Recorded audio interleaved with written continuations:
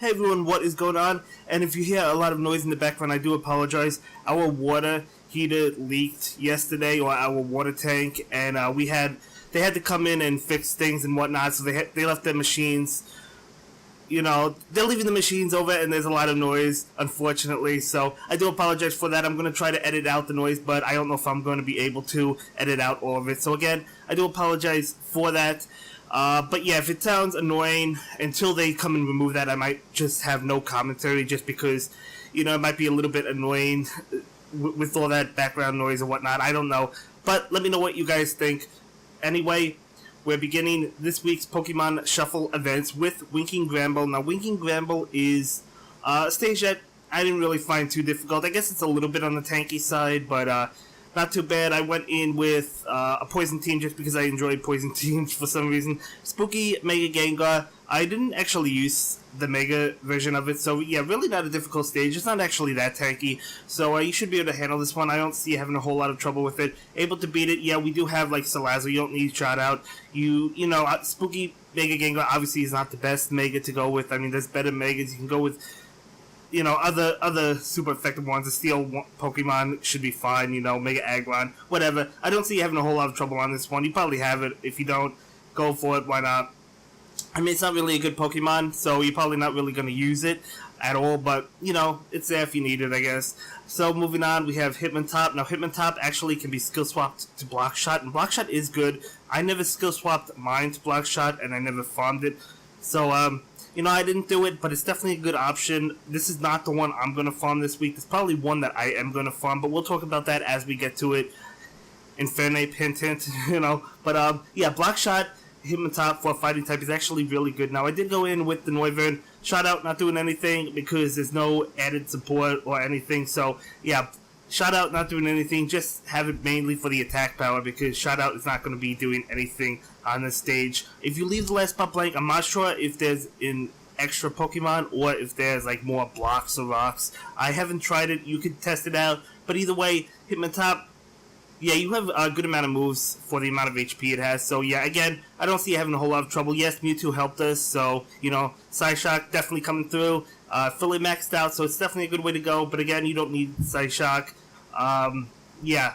I don't, yeah, another stage I don't see you having a whole lot of trouble. If you're able to beat it, item list, I would say this is definitely a good one to farm if you want to go with Block Shot, if you have a skill swap available, and you could definitely go with that, and Block Shot's definitely a good way to go. So that is Hitmontop. One of the better of this week, so yeah. If you want to farm it, more power to you, go ahead and farm it. So here it is, Infernape. This one does get final effort now. I might actually farm this.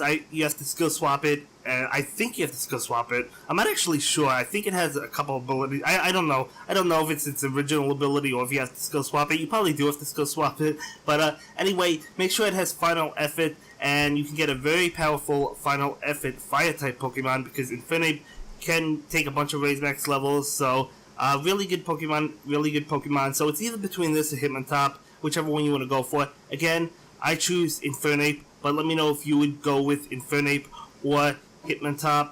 Let me know which one you're going with. Maybe you have both of them farmed, but yeah, I do think those are the two best for this week. But yeah, let me know what you think. As I said, which one would you prefer going with? And for me, it's definitely going to be Infernape, just because you guys know how much I like Final Effort. Plus, it doesn't take a lot of skill points to max out Final Effort. It's only 70 skill points.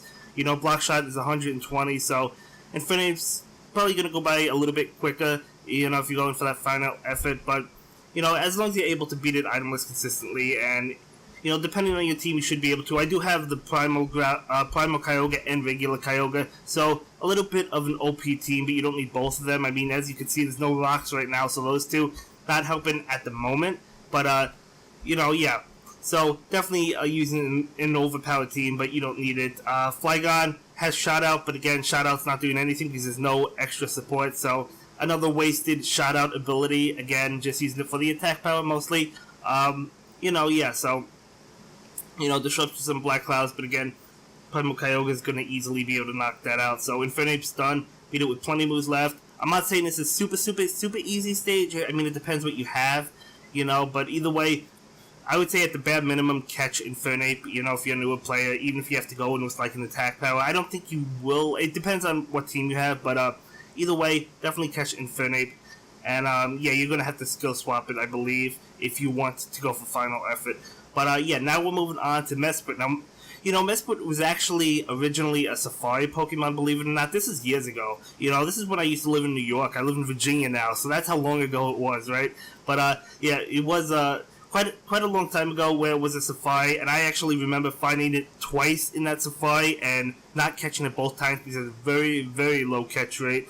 It probably has the same catch rate now, but it was worse when it was in the Safari because you actually had to find it in the Safari, right? So let me know if you guys remember that when it was a Safari Pokemon, if you were playing back then. And yeah, so not fun memories for me. I'm not really fond of those memories, but you know, we did end up catching it back then, so hopefully you guys can catch it now. And you should be, yeah, I mean, it is a tough stage, I guess, but I think it was even more difficult when it was in Safari. I think that the stage did change, but yeah, maybe it didn't. I don't remember, guys. I think it did.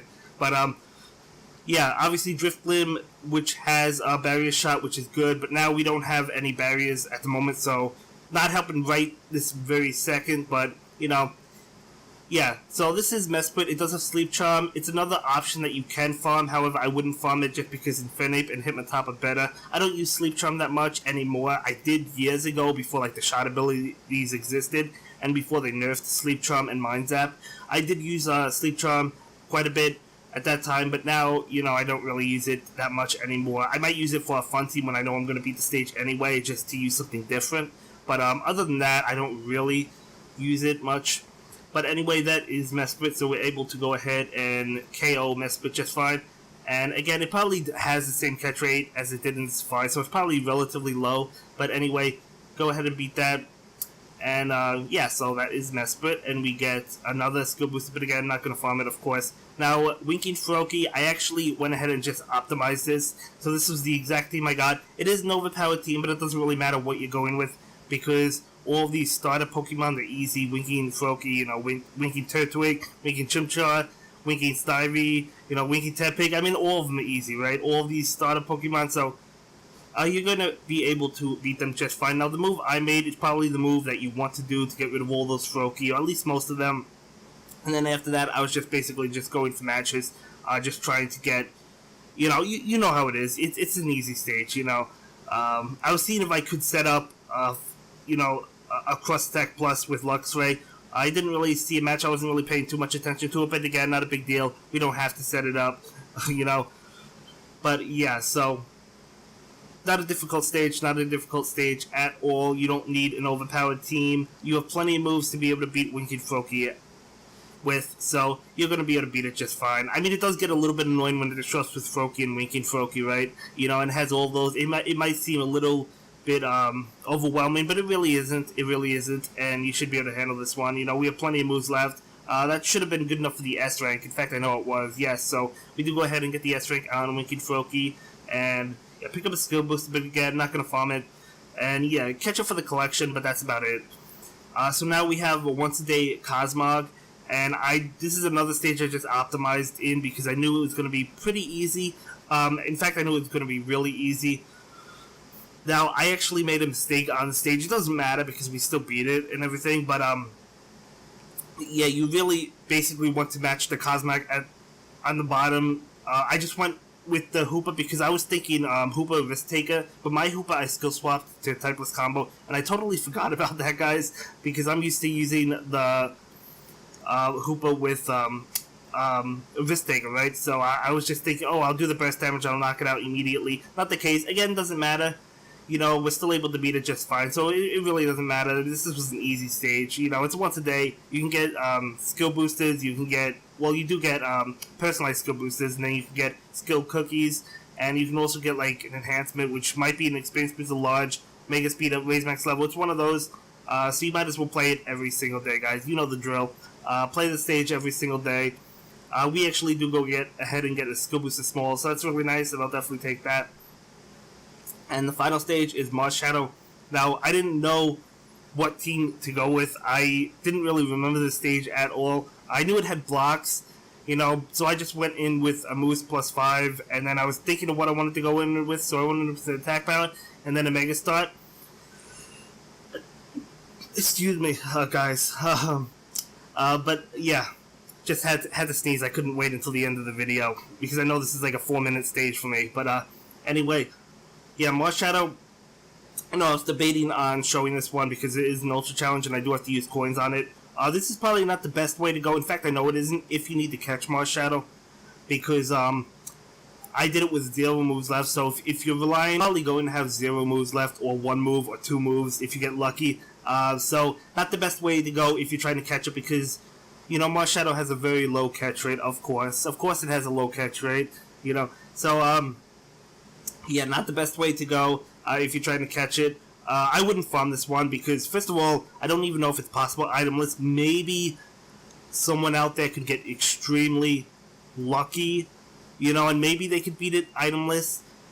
Maybe, I don't even know if that's possible, but even if you do, it's not going to be consistent, and even if you can beat it consistent, its ability isn't the greatest. It has hide and seek, so it's just not worth all that aggravation. So, it's one that you're not going to farm. I know you're not going to farm it, even if you happen to be able to beat it itemless. But if you can, congratulations. It's you're bragging rights, but you know it's not worth farming. You know, other than yeah, don't farm it, guys. Do not farm this one.